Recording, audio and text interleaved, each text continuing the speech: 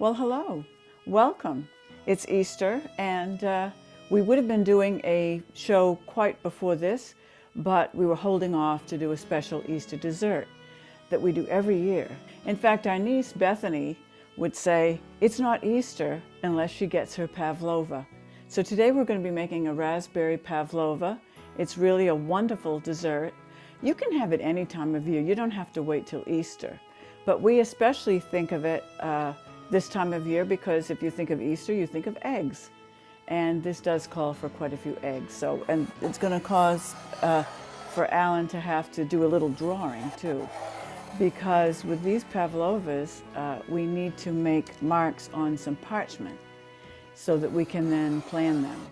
Normally, we do one big Pavlova for the whole family, but like many families, we're separated out in our various places, and so we'll need to do 3 Pavlovas and not the usual one. This means reducing the sizes so that we make the correct size according to who in the family gets it.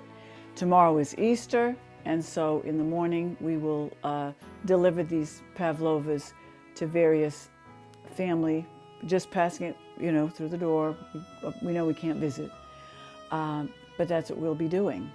Now, this is a 2-stage dessert, and as you will see, we need to do stage 1 today, the day before Easter, because once this goes in the oven, it's going to be in there for hours. And that's good because you can whip it up Saturday night before an event and just leave it in the oven and take it out in the morning and finish off your dessert. So that's the plan.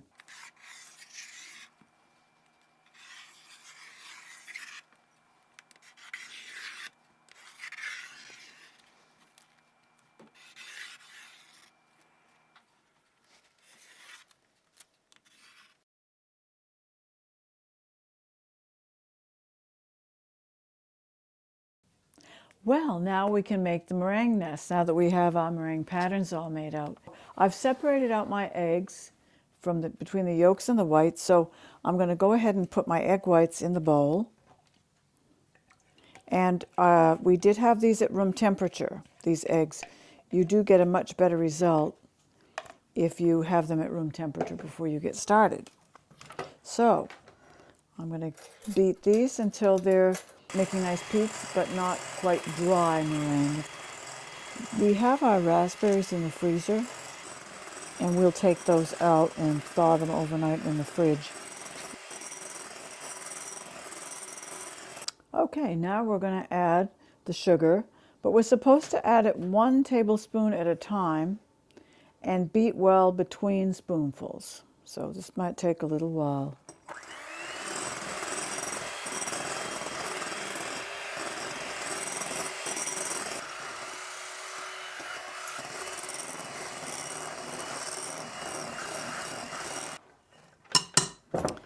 There. You may have noticed that I've actually left out about 4 tablespoons or so of sugar because these are now supposed to be just folded in along with the vanilla. So I've actually tripled this recipe because I'm doing 3 Pavlovas, so I've tripled the recipe. I would normally have 2 eggs and 8 tablespoons of sugar, 1 teaspoon of vanilla. However, I'm tripling it, so I'm going to put in 3 teaspoons of vanilla. Now, there are people who add a tiny bit of red food coloring, and they make their meringue nest pink because they think they look quite pretty when you're making a raspberry pavlova. I'm happy to have mine white. I think they just look, it's a nice contrast to the raspberries. And I just want to mention, I did save my egg yolks to make a hollandaise sauce with that. We like to have asparagus at Easter, and we're planning tomorrow to have salmon, baked salmon, and it's rather nice to have hollandaise sauce on that too. So that's the plan for Easter Sunday this year. Now the trick is going to be dividing the meringue over these circles. so I have it fairly evenly divvied up. That's going to be a bit of a trick, but I'll have a go. So, meringue number 1. Whoops. This is a little slippery. I must admit, we've even used brown paper for this. You don't have to have parchment paper, but I'm hoping parchment paper is going to work quite well for getting these meringues off the parchment paper when we come to make up our pavlova tomorrow. That's one of the tricky parts of doing this, is actually managing to get your meringue nests off the parchment paper without them cracking, because you really do want them to be a nice solid meringue. If one should break, it's not the end of the world, because you're going to be covering it with raspberry and cream, whipping cream, so it shouldn't matter too very much.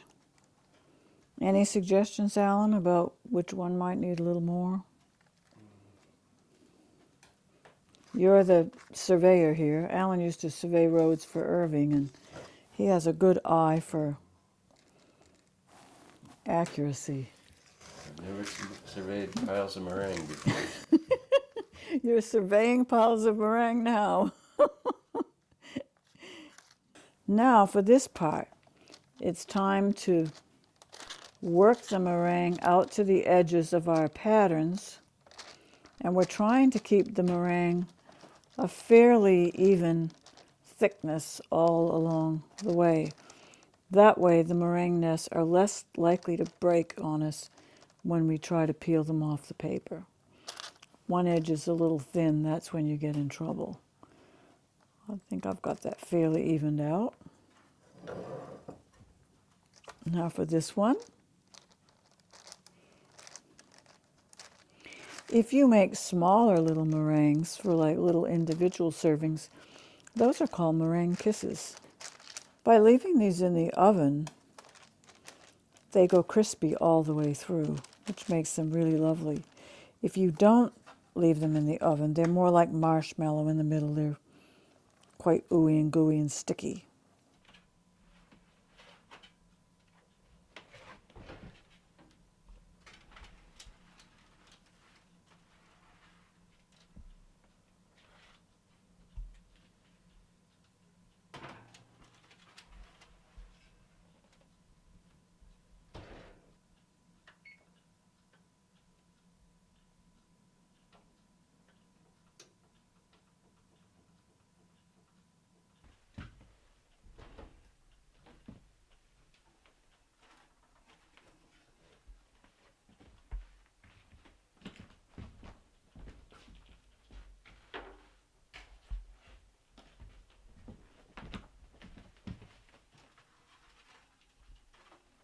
Well, hello and happy Easter. Guess what? Overnight our meringues all crisped up, so now we're ready to make our pavlova.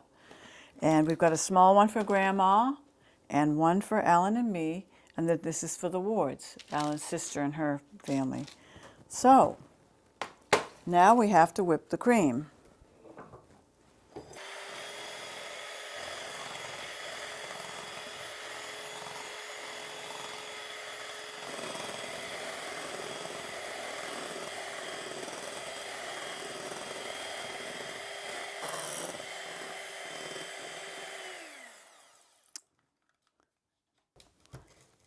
We're going to use confectioner's sugar, and the benefit of using confectioner's sugar is it helps to keep the whipping cream nice and stiff once you've whipped it. A lot of times when you put sugar in, the cream separates later, and that's not good. I'm going to use it's a double batch, so I'm going to use a couple.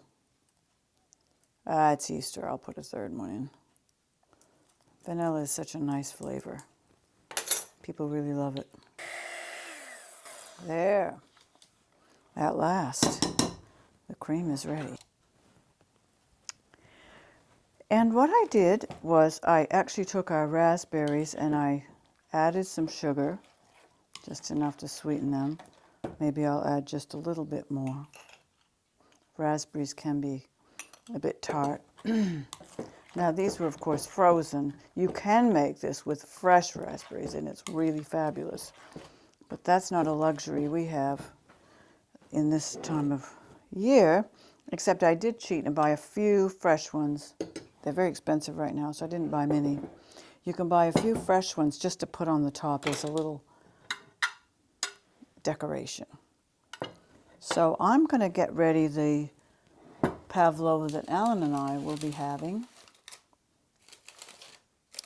So I'm going to remove it from the parchment, and I'm going to hope it does not break. This is the tricky part. You kind of peel it away from the meringue, and it goes here. And of course we double deck this because we have another meringue to come. So the first thing that we do is we add our raspberries.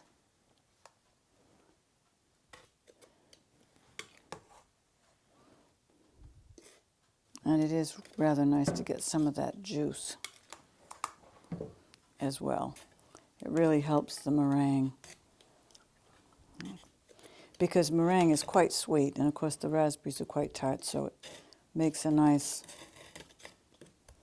contrast in flavor.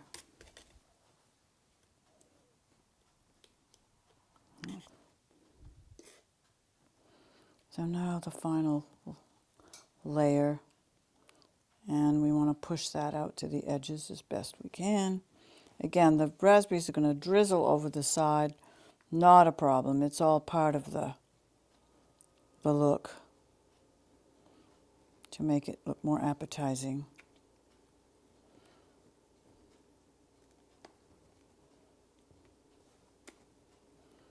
Maybe I'll try to.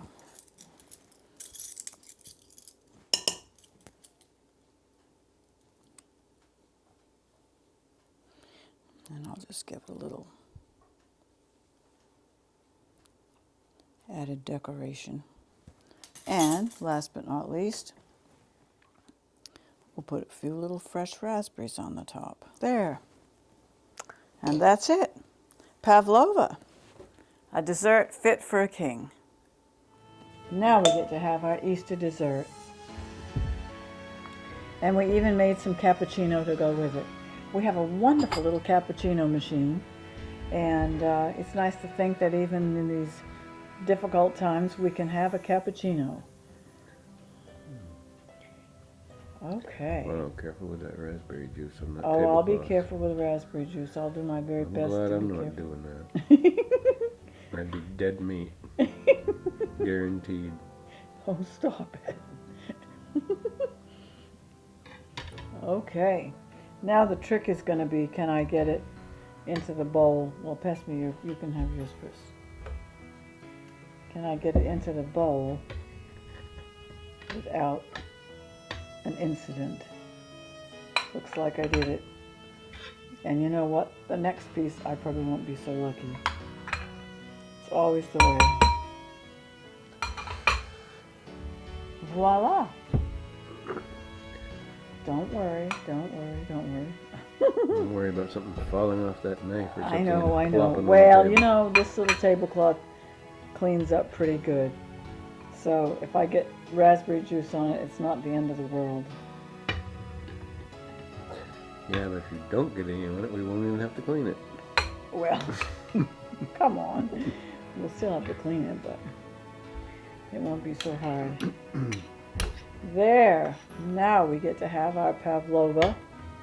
And it's funny because I have a little saying which is, oh, what a palaver. I wish I were eating pavlova. So when life is difficult, that's a good, nice little phrase to have. What a palaver. I'd rather be eating pavlova. So Here now we we go. get to have our pavlova. Yum, yum. Mmm.